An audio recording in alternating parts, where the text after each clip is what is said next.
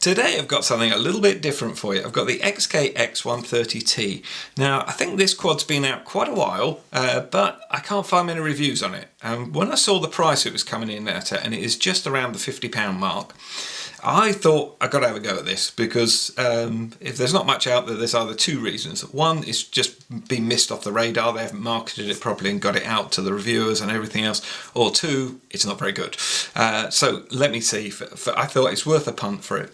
The reason I thought it was good is a 130mm racer quad. So we've got 130mm measurement from centre to centre there. It comes with a full 5.8 GHz FPV system, 120 degree angle lens.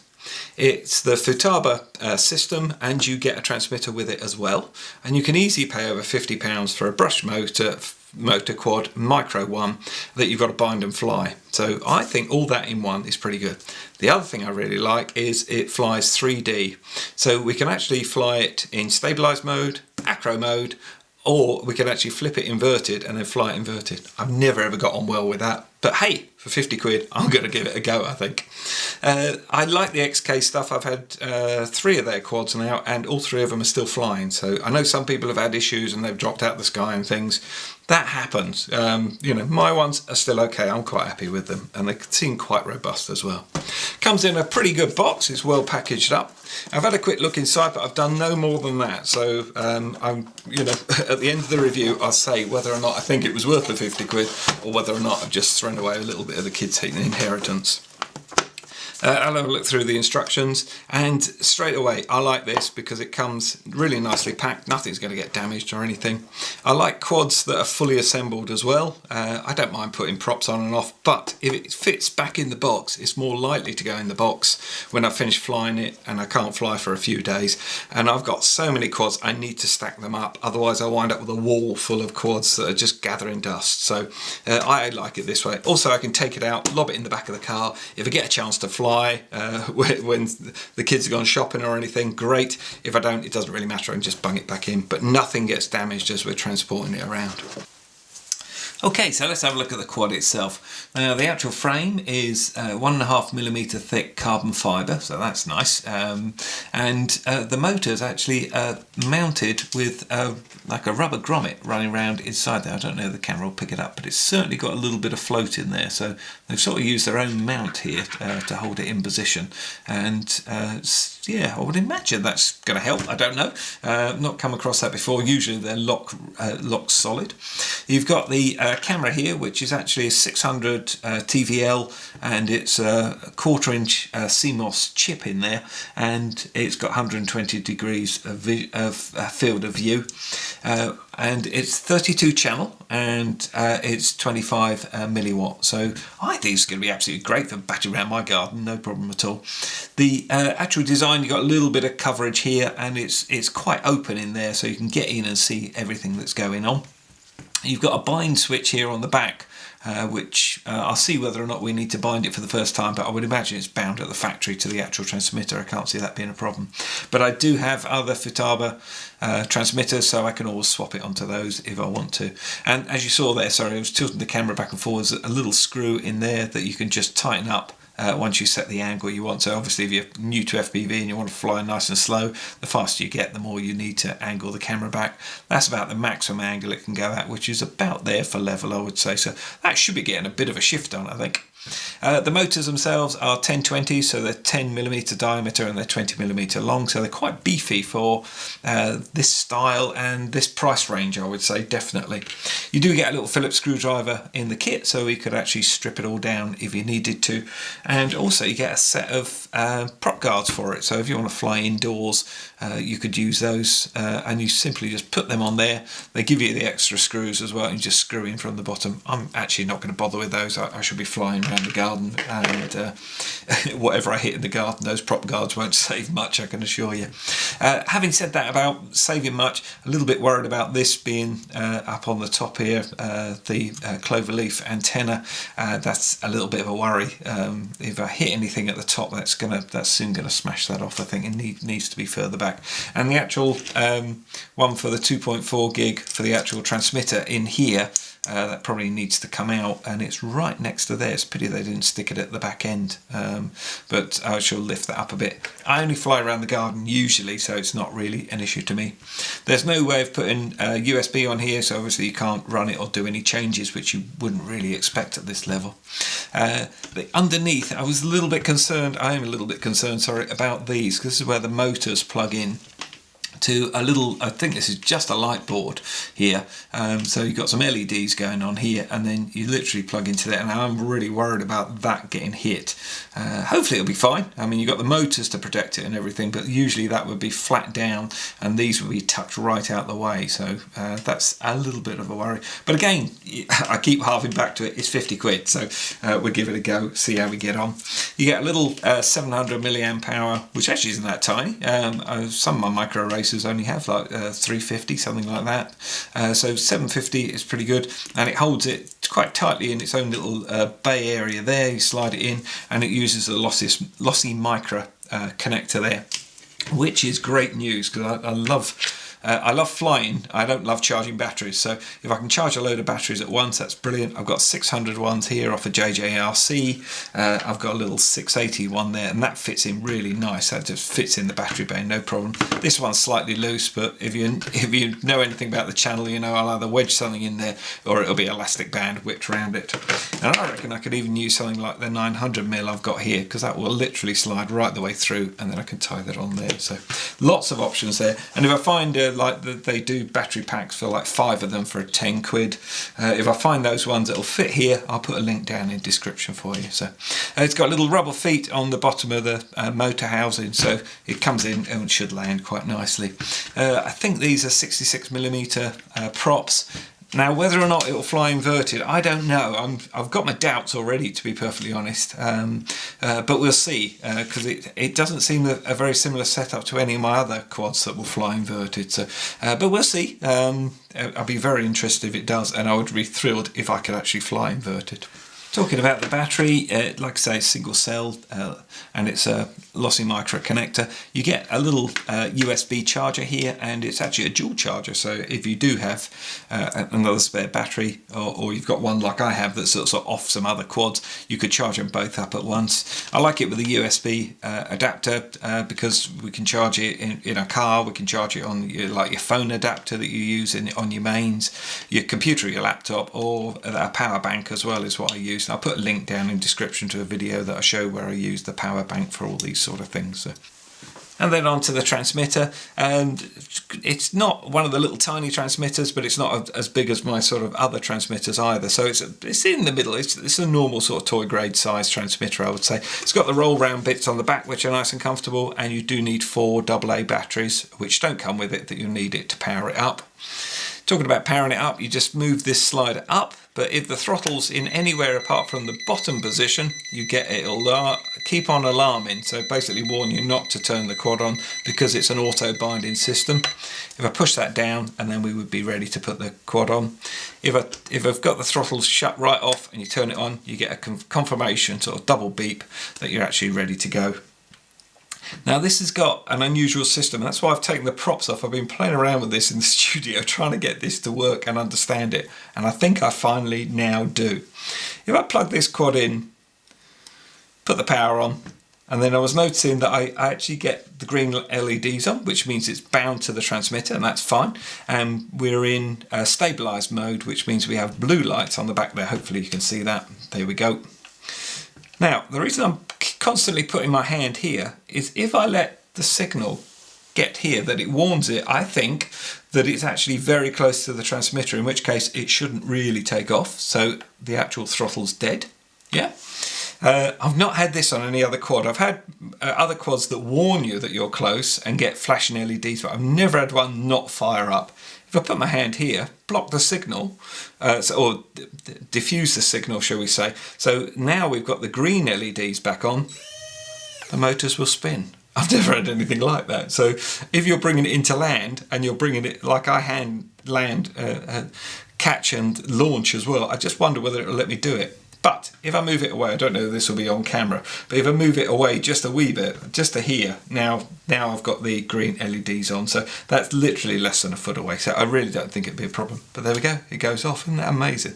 I've never had a system like it. Which is quite good, because now I can show you some of the buttons without actually touching the throttle. So we've got the blue LEDs at the back, and then as soon as I actually press this one, that will change to red.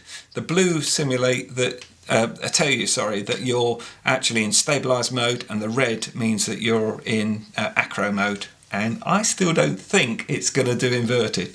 The reason being, on my other XK models, you put it into, you have to use a different button or switch to actually put it in 3D mode, where it can fly inverted, fully inverted. So I think this is just going to be stabilised and non-stabilised. You can also alter the speed, so it starts in low rates, press this and it goes into high rates, so it's just got the two rates. And as you can see here, you get 70% and 100% come up on here. So we've got a really dark, miserable day in the Highlands, so I'm going to cheer myself up with a little bit of XK flying, I'm hoping. So I'm going to fly line of sight first of all. There we go, look at that. Still can't get over the fact that when you put the transmitter close to it, it stops it binding. Yeah, it's brilliant. There we go. And so let's just give this a go. I haven't done anything, haven't needed to calibrate it or anything. Well, this is in low rates. Whoa, it's not got a lot of kick out. One thing I didn't show you, wasn't it, was the actual props on this thing are so flexible. I mean, like, whoa, flexible. I don't think they can sort of transmit a lot of power down myself. Let's just see what I can. Yeah, you can auto launch that. There we go. So I'm going to put it. That's now in acro. Oh, sorry, I was going to try it in high rates first of all. That's high rates, so we get. I don't think there's any. No, there's nothing telling you it's in high rates. Yeah, no, it's a.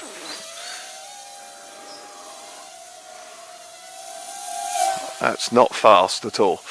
Oh, and not compared to normal races, I must admit. Well, I don't know. Yeah, again, I'm coming back to this 50 quid thing. It's nice. It's probably nice and gentle if you're new to flying. This will actually be pretty good, and it will pitch forward, full pitch forward, and accelerate, and it will climb. A lot of quads won't do that. What if I can just flick it where I can do it? No, not too sure I can manually flick it. I will just check them in high rates. Oh no, that was in low rates, sorry. Hey, that's better. I had the rates wrong. It just double. Hey, that's better. Still not aggressive. But fun.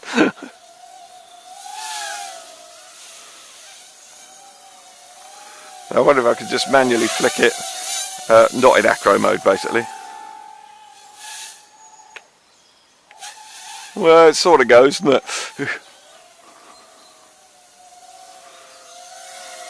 Okay, let's try it in acro. So I'm going to pop that on now. Oh no, that's actually quite good. So I wonder if I can flip it. Oh, this is where we stuff it up before we even get a FPV go with it. I'll try and bring it in a bit closer as well. I haven't flown acro for about 6 weeks, I would say, something like that. Oh, it does do it, but oh, it's very slow, as you saw there. Yep, all fine. Ah, the grass is so wet. We just had a terrific downpour. Scotland for you. Yeah, so if you want to roll it, or flip it, you're gonna have to really have a bit of altitude and give it loads a go. Whoa! All I did there was power it into the ground. No, it's a real trick to get it to flip. Oh well, we like our little challenges. Oh, that's getting so wet.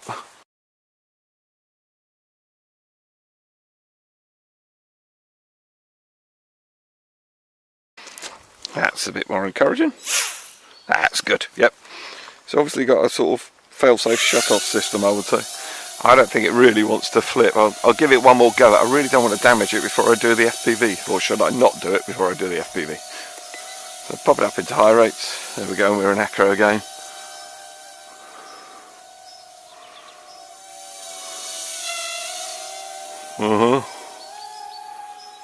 Nah, I'm really not confident about that. All it will do is sort of a massive barrel roll. I'm not even convinced it would do that particularly happily. Ah, well, we'll give it a try.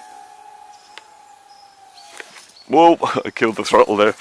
You really need to, yeah, it's quite tricky compared to the other races I've got for doing a manual flip. Oh, we were fine that time.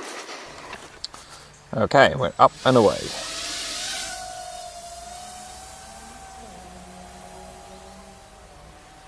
That flies really nice and smooth actually. That's in low rates. Must admit the image isn't as clear as what I'm used to, I don't think, but I think that might be just because I haven't flown for a wee while. I don't know.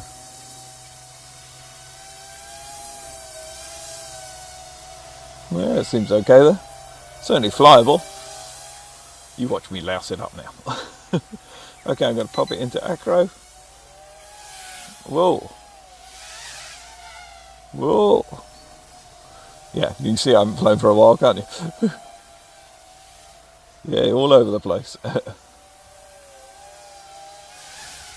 This is actually, I don't know if that's me or the actual quad. It doesn't actually stabilise, but it's yeah, it needs a little bit more flying than I'm used to, I must admit, but yeah, getting used to it. What a great little beginner quad to fly in acro as well. Absolutely superb. I have to watch around the trees because we've got a lot of leaves down, as you can see, so that means that we're going to you can quite easily catch a branch or something. No, I think it's just bad piloting that's giving it the problem. I think the acro works absolutely fine. Yeah, it's just because I have not flown acro for about 6 weeks, I would say. It doesn't show, does it? Okay, so on to the summary. Now, first of all, I bet you're feeling shortchanged with how much FPV you got there. So what I'm going to do is just run that in the background while I do the summary. So, first of all, about the quad, it's pretty robust. It's lasted pretty well. I have had loads of crashes with this, and I'll explain why in a little while. It's basically down to the transmitter and flying in acro. That will give you a clue. And this is basically the porcupine equivalent in quads. It deploys its props like a porcupine can at will, basically. Anything you hit, and obviously we're talking of an impact and drop to the ground, the props fly off, 2 or 3 of them, or 1 of them, or some of them. They come off every single time. Now I've got a mate that he's got a quad where the props fly off, and I've never had it so much as I've had it with this one, I must admit. He just puts a blob of glue on, but I just kept putting them back on. They weren't a problem, and I actually, when I've been looking at them, I've been umming and ahhing, I might put tri-props on or something else, because they are so flexible. We must be losing power that's not getting converted into it. That in mind, it's not a very powerful quad, so therefore it's a great beginner quad, but it does get a bit of a shift on. I mean, it's good fun, there's nothing wrong with it, but I fly micro and mini racers that have brushless quads, sorry, and they have way more kick out than this. But actually, if you're starting, and that's what I think this should be aimed at, this would be a great little quad for that. That being said, it flies really nicely in stabilised mode, really nice and smooth. You can do everything with it, and I had a great flying experience. Every time I flicked it into acro, I crashed it, literally within a minute or so. And I'm a reasonable pilot. I'm not a great pilot, I'm not a racer pilot or anything like that, but I can usually fly acro, no problem at all. I got so despondent with this in acro, and I kept trying it. I went back to 2 other quads on 2 other transmitters, flew them no problem at all. So it is definitely, I think, a transmitter issue, and that's why I've wound up crashing it so many times. In stabilised mode, no problem at all, flies really smooth. smooth, really nice. So I really wouldn't be using this in acro mode if it was something you were looking at buying to learn acro. This would give you the wrong impression of acro flying, I assure you. And that's how I started with one of my quads, my first one that I tried to fly acro with. I struggled and struggled until I got a decent setup. And there are loads of setups out there that you can do the acro much easier than you can on this. But this may still be worth the 50 quid because you've got a nice stabilised quad. You've got a 130. The transmitter's good. They give it like a 200 metre range on it. I have no interest in flying that far away in something like this, so I haven't tested it, to be perfectly honest. The camera was pretty good. It's 600 TVL, and I'm usually used to sort of 800 or 1000 TVL, so it was slightly lower grade, but honestly very flyable in the garden. I like the fact you can tilt the camera back as well, so it's sort of got all the bits and pieces in there. One thing it doesn't do is fly 3D. They say it flies 3D and inverted. Now 3D and inverted to me would be the same thing. So basically normally the props go around this way, and then if you go into 3D the props then have to go the other way to give the downdraft that way, and this cannot do that. My other XK quads that can fly 3D do that. That's what they do. They reverse the motors at a changeover point, and then you fly them totally differently, which is good fun. So this can't fly 3D, so they fibbed a little bit there, but it's fine. It's really good. Whether you spend your 50 quid on it, I don't know. Definitely don't spend it on it if you're thinking of it for acro. It will take you so long to get it right, and I'd be really interested to see the top flyers actually fly this and see whether they could do it any better. Having said that, I did check out around some of the reviews that I managed to find on it, and you know, the guys that I've seen flying it acro been in big open spaces. Now that's not how I fly. I fly tight in areas around my garden, in through the trees and bushes, through my hoops and everything like that. So yes, I could fly this outside. When I took it down into the field just down from us just to try and get back onto the acro field, it flew absolutely fine, no problem at all. So in open areas, great. In tight areas, I would automatically just flick it back into stabilised, but stabilised was a really good fun way to do it. So it's your 50 quid. Hope you enjoy the channel. Give us the old thumbs up if you have enjoyed the video, and don't forget to stay tuned.